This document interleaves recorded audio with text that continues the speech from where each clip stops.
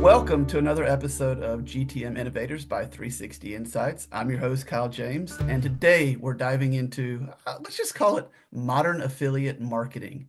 And I've got my guest here, Jenn Steele, with me. Jenn, welcome to the show. Thanks, Kyle. Great to see you. Yeah, we go back a long way. You're now kind of the founder and CEO of Sound GTM, which, full disclosure, I am an angel investor in. Um, Before you joined 360 Insights, so no, before, no yeah, sort of. yeah.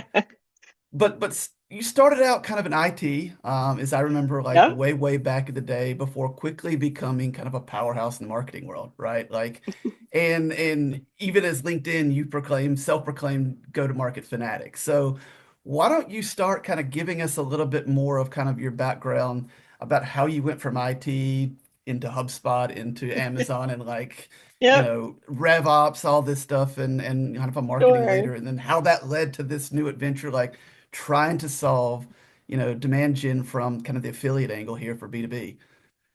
Yeah, wow. Trying to pull all that together in a way that's not going to bore anybody paying attention to this podcast is going to be a bit of a trip. But I have a degree in biology that I never used. I spent more than a decade, mostly as an IT executive. I was running IT departments at law firms, and I burned out, like massively burned out. Because who wouldn't find that And the most interesting thing in the world, right? your best day IT at law firms is nobody knows you exist. And it turns out Sure. my ego is a little bigger than that. And what's hilarious is I was like a wunderkind. I was so young for the job, et cetera, and so on. I got into HubSpot and I'm like, where are my bifocals and my knitting needles? I was one of the oldest people at the company after being one of the youngest people in my last industry. Um, you were my boss for a quick second there I at think I HubSpot, was. if I remember Yeah, yeah, correctly. yeah. Yeah. And I was not a spring chicken there either back in the day, but compared to some of the young ones we had. Oh yeah. Yeah. So when I burned out, I actually called up my business school because I picked up my MBA because I'm like, I don't have a degree in technology or business. Maybe I don't know what I don't know. And they're like, you need to talk to this company nobody's ever heard of called HubSpot. Because it turns out that the recruiter at HubSpot had gone to undergrad the same place I went to grad school. So that's kind of how all that connected. I jumped through a lot of hoops to get there because it was really kind of amusing to be like, who is this like shows up in suits because I wore suits to work. Yeah. Shows up in suits. Um, just happens to like to blog and do social media, and I came in as an inbound marketing consultant, Well, and when back in those that's when I fell days, in love. Yeah, yeah, we back in those days was what, circa 2009, it 2010. The was bad 2009. Yeah, the bad joke was it was harder to get into HubSpot than it was MIT at the time, or Harvard even. We had a lower yeah, admission acceptance rate then because it was like sub 1% of applicants. It was crazy. yeah, yeah. It was crazy. I do remember then when I became a manager, it was like I had to finally block a calendar day that I couldn't interview anybody because Mm, we were just growing so like crazy. So, but yeah, I went to HubSpot from HubSpot to Amazon because, well, somebody made us an offer we couldn't refuse. that's Did how it product always marketing at starts. AWS, and then I had my 1 year B2C marketing. I managed all of Amazon retail's revenues from Bing across both free and paid search. Um, but I'm a startup person. So I went from there to head of growth, where I was running sales and marketing at a recruitment marketplace, to product marketing for a big data company, and then came back into MarTech. So product marketing at Visible was there, and we were acquired by Marketo, which was a very strange thing given that I still miss HubSpot. Like I wasn't quite ready to leave when I did leave, and there I am, like suddenly acquired by Marketo going, purple might be my favorite color, but I still have my We Bleed Orange sweatshirt. Like Nice. I'm still a huge HubSpot fan. Um, from there, chief marketing officer at Madison Logic, chief revenue officer at a fintech startup, which is actually where I met my current co-founder, head of marketing at Reprise, and then CEO at Kissmetrics, speaking of old MarTech brands, where I stabilized and sold that company. And then one of my investors turned around and said, do you want to take this affiliates platform to market? And I'm like, no, B2B affiliates is gross. But I realized that I kind of had to. And at first I started with okay, so I have a closed loop. I can track everything that happens. We can compensate, kind of more of an affiliates model, but make it true B2B where we compensate on whatever people want. Does Yeah. it convert? Do they attend a webinar? Do they do whatever? And then we realized that once you have and we built that as a marketplace, and our marketplace is actually going pretty well. It's been growing like gangbusters the last couple months. It's awesome. Um, but then we realized once you have the tracking in place, the heads of marketing and sales at companies with fewer than 100 sorry, less than 100 million in revenue, have a hard time figuring out how to source stuff from outside. Why do And you think that I love is? go-to-market. So I realized I drifted off your original question, which is why I love go-to-market. But why do I think that is? It's hard. I have failed at it. Yeah. Um, I Story like time? trying to story time of how I failed at it. Um, I think my favorite story is so partnership programs, partner marketing, B2B SaaS, especially in MarTech, are like, well, we're all selling to the same people. Let's start doing partnerships. Like Marketo had a pretty robust partner program, although there's stories about that that I'm going to just leave alone.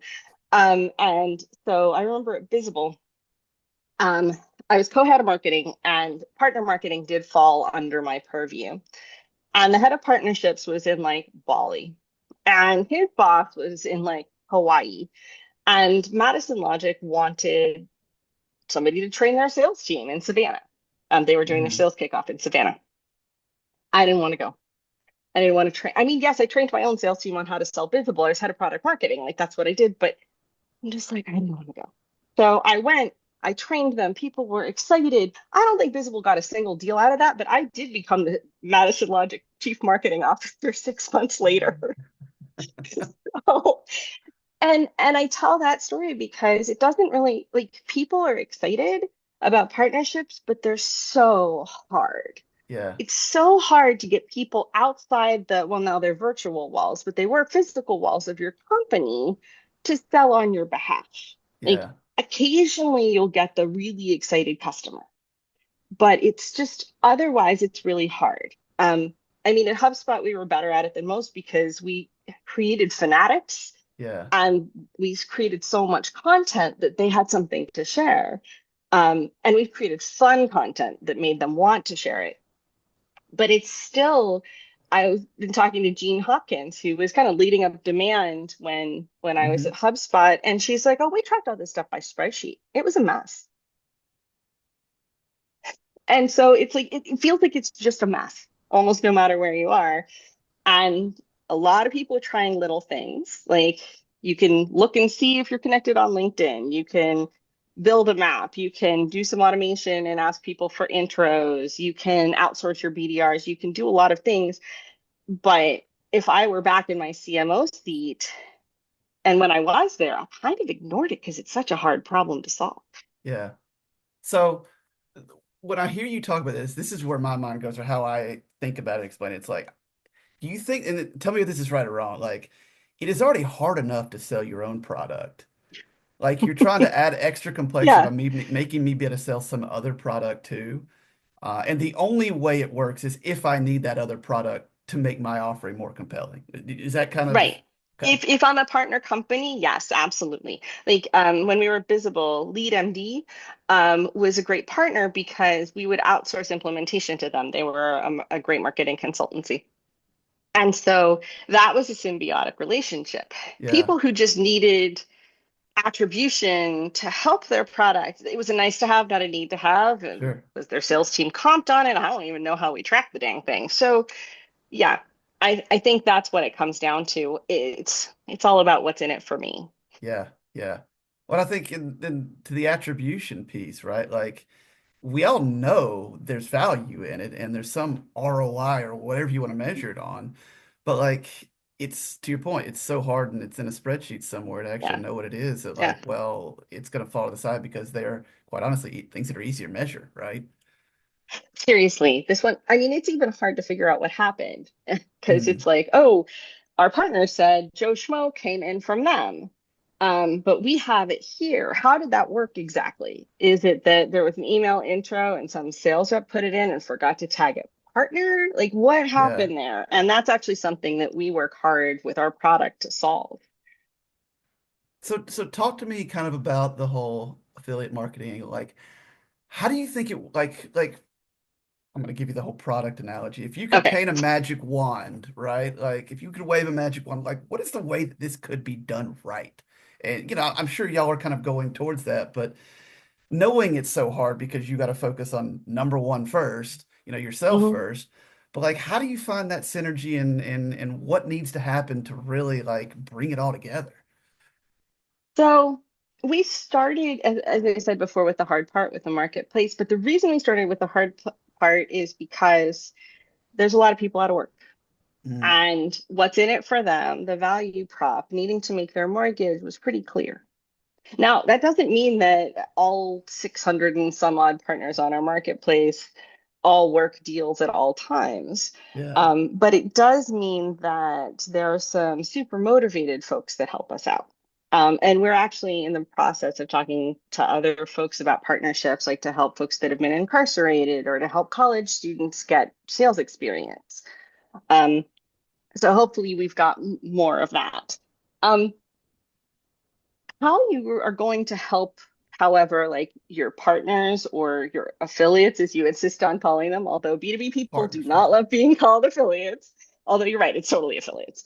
Um, it's this constant stream of enablement. If you talk to Heather K. Margolis, who's like the channel maven, and she does consulting here, she says the reason I set 100 million as the folks we want to help below that is that that's what she says is like the difference between can you staff this or not? Mm, Do you have the internal resources to do the constant, because you have to do marketing on your partner's behalf, whether those partners are executives or BDRs or ecosystem partners or channel partners, like whatever you call them, you right, have to enable them. You have to train them. You have to do marketing on their behalf. You have to do co-marketing. It is not cheap, right. right? And as you said, you kind of need to feed yourself first. If you've got your own sales reps and BDRs, why in the world would you ever be staffing out this massive thing to help people outside your business's walls? Yeah. And so clearly a mix then, like smaller companies, sub 100 million, right? Like part of the challenge they have is just people don't know who they are. People don't know what they do. Right.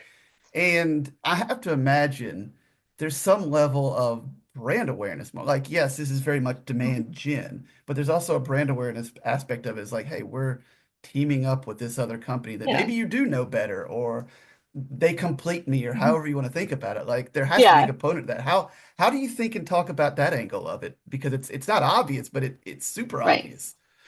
I mean, if you think brand and demand are unrelated, then you're doing it wrong. Okay, Having a strong brand presence makes it much easier to convert any demand. sure. It makes it easier for people to find you. It makes it much like I know the big problem I'm having with selling sound right now is that we are incredibly new. There's like four people in the company, and I we haven't invested in brand.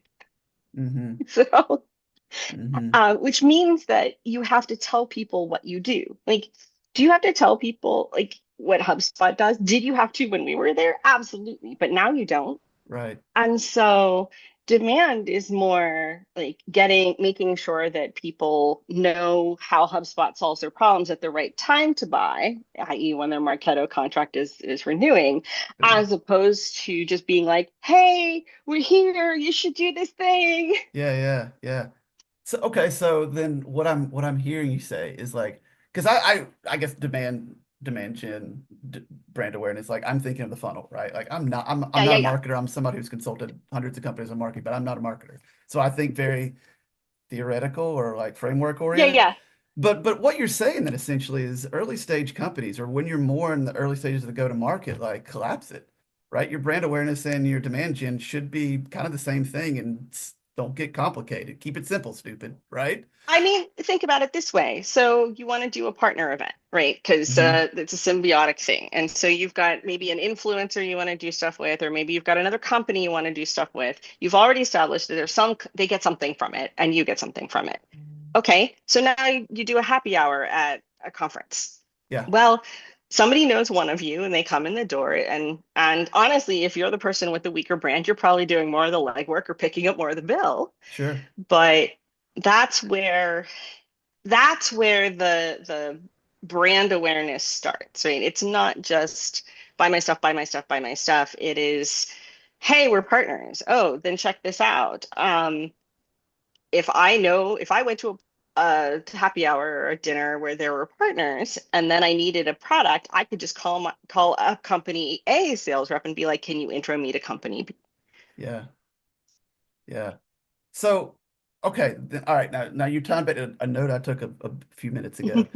Right. With kind of the partner marketing, it really comes down to the individuals, right? And the personal brands and social media, how it's enabled that in the last few years. Like, so my question then would be, would this have been possible 10 plus years ago before like social media became this thing and people were building up so much personal brand? Like even selfishly, like I very much say like I do this podcast because I'm a nerd who wants to like talk to smart people who know more than I do and ask them lots of interesting questions, and I can't normally get that opportunity.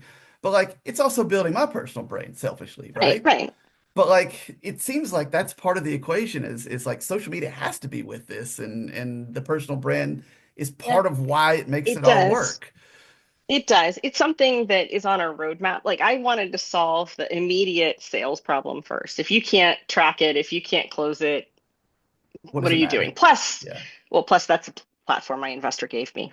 Okay, two reasons. One is that you got to solve the end of the problem because I was actually thinking about other platforms that like have done a lot to spur on their communities, have done a lot to do all of this stuff, and where they Hmm. have a problem is closing the loop. So what we need to build out or partner, because why build a partnering referrals platform Yeah. without partnering with other people or partner with folks to do is so we can track the lead gen, right? You start opening the loop on our platform with a tracked form or Calendly invite or something like that. Right. And then we can track where it is in CRM through we integrate HubSpot, Salesforce, blah, blah, blah. And we can be like, oh, the opportunity associated with this email address has now triggered that thing that you put in that it needed to trigger. Great. And we have a payments platform. Cool. We don't track social. We need to track social. We need to figure that out. Mm. And likewise, we also need to trigger non-monetary compensation because I have mostly an enterprise background, and most of the time you can't pay enterprise Yeah. people, right? Or somebody that works at Amazon is not supposed to take more than like when I was there was $25 worth of Yeah. stuff. So Yeah. there are things, I mean, we're still early days, we're what, 18 months out from incorporation. And so your point about social is well taken. I heard actually that from a couple CMOs last night. Yeah. Like I said, I'm just listening to you and asking what comes to my mind. Yep. And so Yeah. this, Yeah. what's interesting too is like a lot of my research that I'm doing now is like with cloud, we've seen much more integrations. But Hmm. I'm picking up maybe the partner part is the obvious thing of what happens with integrations, right? You build integration with other platform because you don't need these monolithic solutions anymore that lives in your own data center. Everything's lives in the Hmm. cloud. As long as you can integrate this platform with that, like you're building out that partnership network. It's then just like how do you support each other and what is the tracking mechanisms you do to like see how much value this is partnershiping more with you versus some other partner. Right. Right. Or partnershiping with all the partners, right? AWS has its marketplace. Salesforce has its marketplace. Most places, most giant companies that True. handle a lot of integrations do have marketplaces. Now, getting anything out of that marketplace when you're sitting on the marketplace is easier said than done because of course they're the giant guy and they're the little guy. So yeah, I it's interesting to I have no interest in being your source of truth. I know Yeah, you've already got a CDP, or if you're smaller, your CRM or hell, a Google Sheet. That's your single source of truth when it comes to customers. I'm not sure. interested in that. I'm interested in pushing the data and reading the data from your single source of truth that will allow you to not have a spreadsheet over on the left-hand side that you're swearing at and you're double checking and then sending your finance teams when they have to send a bunch of 1099s in January. Yeah, yeah, that's the messy part of it, right? Yeah. Like you Yeah. could partner and then partnering with companies is very much different than partnering with individuals, right? Hmm. Because the compensation element is messier, like you said. Well, you can rev share with both, right? Like you can rev share with That's true. both. Most company to company partnerships, there's some sort of rev share deal, but you have to track it directly in your CRM. And that's Yeah. actually where we come in. Um, yeah, I'm just filling that down a little bit too much because I know that things can get super complex, but fundamentally it's a closed loop. Yeah. Yeah. So where do you see, how do you see this playing out? Like clearly we're in a crazy wild time. A lot of technology's coming in. There's a lot of disruption. There's a lot of people on the sideline trying to figure out what they're going to do next. And like, do you see more of that? Is mercenary the right word? Where there's a lot more, sales reps who just pitch and sell a lot of different things. Like clearly y'all are kind of betting on that at some level, right? Yep. Um, I mean, our big goal someday is to basically allow you to track and compensate your ecosystem, enable track and compensate your ecosystem however you need to. Our small goal, though, is to build that marketplace in part because of the uncertainty. Yeah. Um, I'm not sure personally. I have more of a messaging and product marketing thing. After I left Kissmetrics, I honestly thought I'd be a turnaround CEO for the rest of my career. I Mm, never thought I would found something. And then for me, it was seeing the need. For me, it was seeing that all these VCs are saying the BDR model doesn't work anymore because it's too expensive to pay their base salaries. Um, all these marketers were saying their cost per lead were going through the roof. Everybody's saying all the AI outreach is like just polluting the heck out of things and they'd rather buy from people. And then on the other side, it's I lost my job. I lost my job. I mean, I can scroll through my LinkedIn and see so many open to work, you know, banners or whatever they're called. And and heaven knows I'm a startup person. I have lost my job more times than I care to count. And so we hear the company loyalty is declining. We hear that trust is declining. We hear that people want to work on their own terms. I'm like, well, maybe I can put these two things together and yeah. have them help each other. Yeah. It's the gig economy for the white collar worker. Yeah. Yeah. Yeah. Fundamentally. That's cool. I want to dive like something you said about like never saw yourself founding a company. Like you're clearly entrepreneurial, right? Like and you think like in a lot of that. What do you think is some of the hardest things you've had to like learn or change going from like let's just say 100 to 1,000 instead of going down to what we kind of call 0 to 1 or 0, Yeah. 1 to 10, right? Like it's a very different mindset, but like what are the lessons you've learned and like takeaways that like you could share with others of that? So I was much more 10 to 100 or whatever, that Yeah. kind of growth person, especially in the marketing seat. That was definitely my jam. I was brought into companies specifically to take them into enterprise or to take them from 10 to 100 million.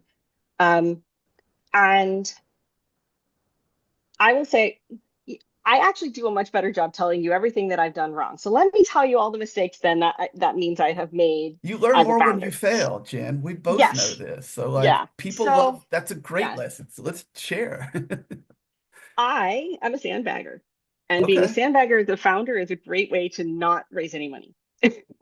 So, because they talk, in fact, I didn't have our grandmaster, let's solve the ecosystem and referrals problem for B2B companies until recently, until I realized, oh my gosh, we have the infrastructure. Why are we like limiting our use case? Mm, Um, a lot of it is that I am so accustomed to, as CMO, trying to give accurate predictions or maybe like a little low so that we can staff accordingly and anything else is a nice surprise.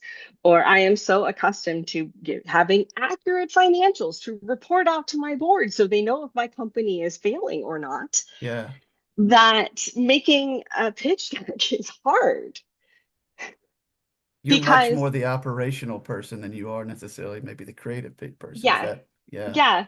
And of course, my co-founder is also a scale guy Mm, and not 0 to 1. And so the two of us get together and we're just like, but that's inaccurate. And yeah. accuracy has so little to do with pitch decks. Yeah. Well, you got to start somewhere. You just got to get Yeah, going and then are you directionally correct, right? And then like right. learn and then iterate. And now you've got accurate data. Yeah. Yeah, meanwhile, I'm going like, oh, but if I'm predicting 100 million in revenue at year 5, how do I actually get there? Okay, what I need to do is get to 100K in revenue first. Yeah, Like, that's what I need to solve, not that one. yeah. So how have you found that? Like, do you feel like as you've gone through that, it's gotten easier, or is it still like crazy hard? It's still uncomfortable, and like I'm glad we're past that. And like, do you see it getting easier? I don't know. There's a whole lot of questions there. Pick up where you So, are. as I said, the grand vision has only come recently, and now I almost feel like I'm a real founder. Because now I'm like, now I want to solve this problem. And I know I can solve this problem because I have been the scale CMO, because I Mhm. have failed at partner marketing, or succeeded if you count getting myself a job as that. I have seen it fail and fail again and fail some more. I have been on the ground where we're negotiating partnerships with folks like LinkedIn. Like, I know what that looks like. I know what social media and influencer stuff looks like. I've worked at a marketing attribution company. I know how hard it is to track social. Yeah, And so I'm like, wait a second. And I'm starting to be that excited founder of like, wait, I can solve this. yeah. And that has made things, and that's only in the last like month or so, and that has made me finally say, oh hey, maybe I am a 0 to 1 person after all. Well, what I'm hearing you say, right, like, is you had to get going to like really put in the reps to figure out what the real problem was, kind of. Like you Hmm. thought you knew it, but then when you really got Yeah. into it, you're pivoting, right? Yes. You're seeing that pivot happen. Haven't It took 2 weeks to revise my technology, so I wouldn't call it I've been parts of like massive pivots in the past. So, but you're right. It is a pivot from here. It's a like a very narrow, fill your pipeline with a combination of outsourced BDRs and executive referrals from our Yeah, marketplace. That's it. And if you want to do something else, you got to buy another product. yeah. And it's that's one thing, and it's another thing too. And this actually reminds me of my very first interview at HubSpot, when our VP told me that HubSpot was being dumb, but it was a really cool thing because they were trying to solve all of inbound marketing, right? And each of the platforms kind of sucked. Our SEO platform They was probably did. our best, but our blog platform kind of sucked, and our metrics kind of sucked. But it was this solution for, in our case, more SMB, a little more down market. But like, it was the solution for them to do the thing. Hmm. And I remember turning to my co-founder and saying, "Oh crap, we could be the solution for them to do the thing for those heads of sales and marketing who want ecosystem growth, to track it and enable it. And, as we move forward and build proprietary data, bring AI into it in a sensible way." Um, yeah, it's an amusing moment, shall we say, to Well, be like, oh crap, we're trying to do this thing. let me ask you this. Like, do you think it would have been possible to have figured out that pivot, slider or otherwise, Mhm. without the 18 months of like struggling through doing the thing? Like, Probably not. I will say every time we've hit a brick wall, something magical has happened in the company. mm, So every time we have a truly craptastic day, and once again, thank goodness for a phenomenal co-founder. He and I will complain at each other that day. I will drink some wine that night and complain at my husband, poor guy. And then the next morning, wake up early with 12 different solutions. And the ones that we've both come up with tend to be the ones that will work better. oh, that's cool. Y'all both came That, to the that's how our same startup pricing different came ways. came up. Yeah, because we didn't do startup pricing and we weren't selling to founders, even though founders were coming in the door, because onboarding was a technical nightmare. And so selling at a price point that founders could do was just too expensive. And we needed people who had marketing operations people who could do the technical nightmare part. Hmm. Well, we needed to solve that technical nightmare before like my co-founder quit in a huff. And so he put in the reps and he solved the problem. And then when we hit, I wouldn't say it was a brick wall, but it felt like a very frustrating day because there's a few folks that I'm really hoping to work with in the future. Yes, for funding, but because I love their brains and I love how they think. And they're just like, we need more traction. So we hit that. And the next morning, it's like, well, actually, what happens if we drop the pricing? Oh, wait, what happens if we mimic HubSpot's old HubSpot for Startups program? Can we do this? Crunched the numbers, looked at the tech. Oh, hey, we can. Launched it yesterday. Yeah. Yeah. Yeah. That's so cool. That's so cool. And we'll definitely tell everybody a little bit more about the like starter program in a minute. But Yeah. you brought it up. So I want to come back to kind Uh-oh. of the AI piece, right? Like AI is everywhere. And this wouldn't be Right. seems like AI comes up in every episode because I love everybody's so curious about it now. But how are y'all leveraging and adopting AI into kind of what you're building and the processes? Yeah. And how do you see that playing out over the next 18 to 2 years? Because no Right. one can see further than that out. If that 2 weeks feels like a stretch sometimes. Totally Um, does. I was so you do realize that we're given that we're trying to do referrals, ecosystem, affiliates, however you want to call it, growth. We're betting on people. Mm, However, AI has been part of our DNA from the very beginning. Um, when people come onto our platforms, they have to write a compelling offer. They have to figure out how all that works. Sometimes they don't have a sales playbook. And so we have custom GPTs that we've been nice. using for a long time to get us, 80% of the way there. Sometimes they lose their mind and put the green check mark emoji in front of like everything. But we're using that. I do remember Yeah, bullets are fine. back, I don't need check marks where a yeah, bullet should be. seriously, like, I've noticed that don't use too. emojis. Yeah, I mean, I'm like everybody who's like, our jobs are in danger from all this content creation has never actually played with a custom GPT that can't follow instructions. Mhm. AI Mhm. is bad at following instructions. Keep that in mind. Um, so there's that. And then it's like all the other data. So, okay, just look at my marketplace. So to build good algorithms, you need a clear success and failure flag, right? I'm not Mhm. talking about large learning models. I'm talking about like being able to predict and to advise effectively, because that's what you want to use AI to do. You need that data to predict. And so, how do you know what kind of referral partner, shall we call them, all the ecosystem, will work with your kind of offer? Well, you don't. I mean, we make assumptions, but we don't. But our goal is to build the proprietary data because we know which ones work, which ones don't. We know who's registered for what, et cetera, to tell you so that we know exactly the kind of partners you should be going after. Yeah. Yeah. And then payment, like what's the best kind of payment for this kind of relationship? I mean, people don't know. Most of our customers, when they come in the door, they're like, what should I even offer? Right. So what I'm hearing you say right now, you're still in kind of that data collecting mode to figure Yeah. that stuff out because that's where Netflix, for example, just knows Hmm. what I want because they've got enough Oh, data yeah. points. And as you get closer and closer to that, those things just kind of happen organically, Yes. AI magically, if you will.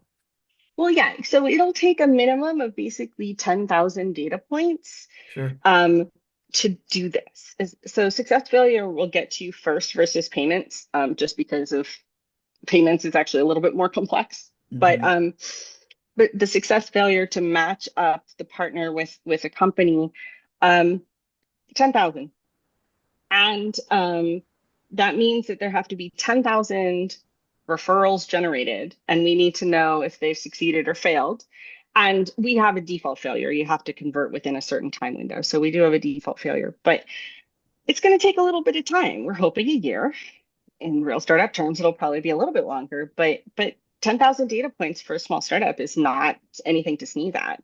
How'd you come up with number 10,000? Is that like, Oh, is that out there somewhere? Is that just like, this seems it right? is kind of out there somewhere. And it could be that we're going to be able to combine other signals and do it with fewer data points. But in general, that's the whole like, it has to be able to learn from a data set, which Sure. means it needs to see as many cases as possible. 10,000 is actually for an accurate, for something more accurate. Statistically We can, significant. I'm sure we can do some stuff at, 1,000 data points. I just don't know that I would trust it. Sure. Is there, and this is me trying to sound smart with something I heard on some YouTube videos somewhere. Is there anything you can do with that with like synthetic data? where it starts running Really? its own scenarios. Like, Yeah, and that's why we can do something with 1,000. It's I see. just you start getting to something that I would be more willing to sell. Like we will start running stuff earlier. We'll check out the synthetic data, but here's an example of why that's problematic. So we already have over 200 data points. Mm, I haven't been out of the gate for very long, and some of the failure data points take 6 months to get, but we have about 200 data points. cool. If I were to build synthetic data on that, it would be heavily biased because this is friends and family generated data largely, right? It's Right. early in our days. And so I will be able to somewhat predictably tell you what works for people who know Jenn Steele. Yeah. But if you want to be able to extrapolate that out beyond, MarTech geek industries, then we need more data.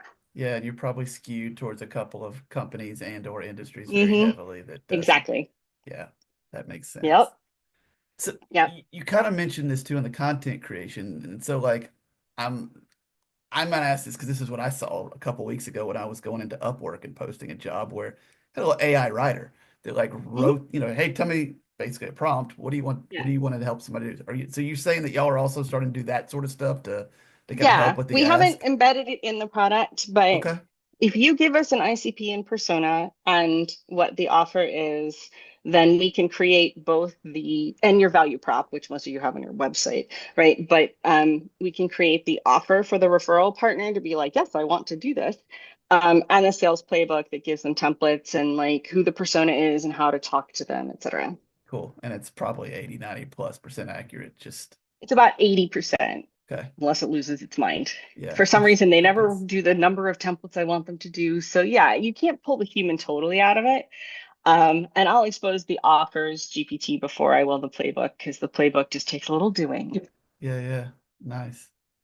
I know we're kind of running out of time here, but what have I Mhm. not asked that I should have? Goodness.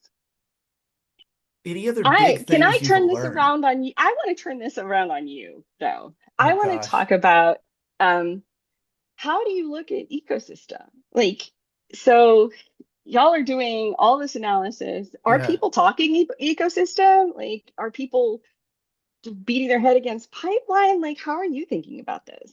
I've heard of, and some of this has come up in previous podcasts and otherwise. There's a lot of interesting stuff in AI. I don't know if I've actually shared this way before, so hot take for the podcast. We're seeing a lot. This has come up a couple in some of the recent episodes, the fuzzy middle, right? Like everybody Yeah. understands first and last attribution. How does AI kind of streamline some of that middle? There's a lot going on right now as far as like enrichment of data and Hmm. leads with AI, which is super fascinating and interesting. Um, and a lot of efficiency starting to happen with I mean, the stuff you see in Gongs and the other tools of right, give me my Hmm. call summary, but then how can it go the other step of just go ahead and write the email for me too, to ask the Right. stuff. So you see a lot of that stuff starting to happen, which is driving so much more efficiency.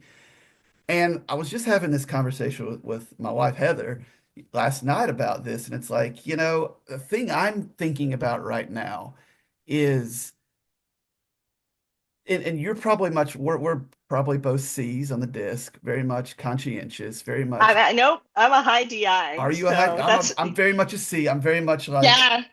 I everything's in think it's order probably why before I we do it. think well together because yeah. Well, I'm a little D high C, but it's very much of like all that stuff that I just described of like the Hmm. follow-up email, uploading stuff into the Hmm. CRM. I'm very good at that. I'm very good. I'm very I'm fast at not. that. Because I just think that way, right? Yeah. And all of those tools that I'm good at are getting offboarded to AI. Mm. So does that mean that like I get down the totem pole because people that are really good and strong extroverts at relationship building are going to be super unlocked because they don't have to do all that other stuff anymore? That's where I was been thinking about right now, and I'm starting to see that Right. picture come into play, and I don't know where that leads. Yeah. I don't know where repeatable work that require like that stuff. I don't know what that's going to do. I know that all AI has done for me is make me faster. Yeah, What I need to do is get off my butt and get agents to help me do all that stuff that I'm really bad at, as opposed to, oh, I have a to do. I need to send this email. Where did I put that call recording? Oh, wait, okay. You yeah, know? yeah. No, it's wild, and some of the other side projects I'm doing where, Yeah. I could do call interviews and then Hmm. take the 6 call transcripts and then write the persona for it. Where normally I'm picking and pulling quotes to make a user persona about Right. stuff. That's exponentially faster now. And then it's like, Sure, yep, you can yep, do yep, it yep, yep, that fast, sounds great. And but it's what's going to good. It's make it probably better. compelling, I think the bones might be better and more complete. I think what's going to make it compelling, though, is the way that Kyle James explains it, or the way Absolutely. that Jenn Steele can encapsulate a headline, because messaging was one of my strong suits. Um, I think I think that for a lot of us, it's going to help us have time to think a little bit more. I agree with that. The creativity piece is going to become Yeah, all the more important and the yeah. relationship I building. yeah. We've ground our knowledge workers into the ground. I mean, we're asking marketers, especially more with less, do this, do that. You think you're going to get good content out of them? Probably not. Yeah. Yeah. And all right, now this is old school. Like I think about this too, and then we'll wrap this up. But like Okay. 15 years ago, inbound marketing really started pushing marketers, creative marketers. The bad analogy is it's the soccer mom who Hmm. draws pretty pictures and comes up with great ideas for brand, is the marketer persona of Hmm. 20 plus years It ago. was, yeah. And then they became this data-driven, super analytical person who is so scared to try anything interesting unless it passed some A/B test. Hmm. And we've completely like rubber banded that way, and now we're starting to come back. And I think we're going to see more of the creativity come back into things because of all the things we just talked about. Yep. Yep. And And I I'm think that's excited about it. good. Yeah, I'm excited to that not every single Martech site is going to talk about growing revenue and pipeline. Mine does, so I will admit, but I'm excited that we get to see what humans can do. love it. Love it. Well, this was awesome. This was incredibly insightful, and hopefully, and thank you for the raw conversation because I know I dug into a couple of things, but that's the interesting thing that, people want to hear Yeah. and learn. Let's talk about how people can help you. I know we teased a Yeah. little bit earlier, kind of what SoundGTM is doing from the startup sound Right. standpoint. Share some of that and give Sure. people your Latin along and how they can kind of connect and support you guys and all of that. Sure. It is soundgtm.com. It's a play on sound go-to-market strategy, and my co-founder and I are in Seattle with the Puget Sound. Um, so depends on where you are in life. Okay. If you need some help making money, signing up for our marketplace is absolutely free. Come in, poke around, see if you can rev share. Heck, refer people to SoundGTM and I will rev share with you. Um, so Boom. using we're eating our own dog food, I think is the I hate that one, but yeah. Um, if you want to talk pipeline and demand, like building demand at any point, I will just geek out about that forever and think about it with you because I just love it. So obviously, I'm not going to complain if anybody who wants to talk about to me about that also wants to buy our product. But and then the startup discount is if you're pre 2 million raise, it's identical to the old startup one. You get a 90% discount for year one over the list price. Awesome. And then in year two, it goes to a 60% discount. And then moving forward, I think I still do a discount because I'm a nice person at this point. But Grandfather someday, him in. Yeah. yeah, exactly. Um, Awesome.